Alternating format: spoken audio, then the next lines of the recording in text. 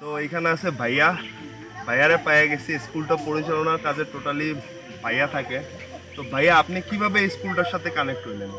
কিভাবে কানেক্ট এত দূরে এত পথে বাচ্চারা পড়াশোনা করতেছে এখনো সুন্দর করে সবাই একসাথে সমস্যা না। আমি যখন ওই দূরে ছিলাম উঠতেছিলাম আমি শুনতেছিলাম যে ছেলেমান পড়তেছে, তা আমি এত দূরে স্কুল কারা চালায়, মানে কিভাবে কি যদি বলতেন।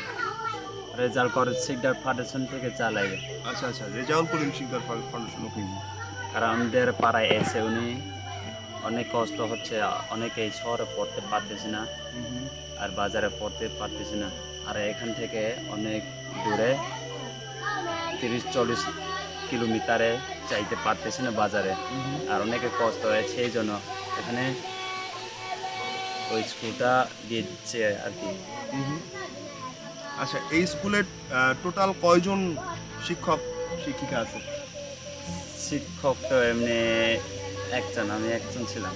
একজনই? হ্যাঁ, আপনি কখন আসলে কার্যক্রম শুরু করেন? সকালে কয়টায় আসেন, সকালে কয়টা থেকে 7টা, কয়টা? সকালে 7টা থেকে 11টা পর্যন্ত, আর 11টা বিকাল 2টা থেকে 4টা পর্যন্ত আর কি। আচ্ছা, এই দুইটাই শিফট আলাদা? হ্যাঁ, সকালের ছাত্রছাত্রী আলাদা, বিকালের ছাত্রছাত্রী আলাদা? না একই, একই ছাত্রছাত্রী হ্যাঁ। দুই বেলা পড়াশোনা করে? 2 বেলা পর্যন্ত। ওদের রাতে এমনি কোনো পড়াশোনা নেই? না, রাতের কোনো স্টাডি নেই। আর সবচেয়ে মজার জিনিস হচ্ছে এখানে মানে কোন কারিকুলাম পড়ানো হয়, মানে বাংলাদেশের জেনারেল যে যে কারিকুলামটা পড়ানো হয় ওইটাও কি এখানে পড়ানো হয়, বা ক্লাস ভিত্তিক সব? ক্লাস ভিত্তিক আর কি। আচ্ছা আচ্ছা। এখন কোন মানে কোন শ্রেণী ক্লাস, মানে কোন ক্লাসের?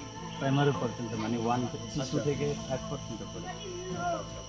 এটা সরকারি আওতাভুক্ত হয়েছে এই পর্যন্ত? না, সরকারি এখনো তো হয় নাই।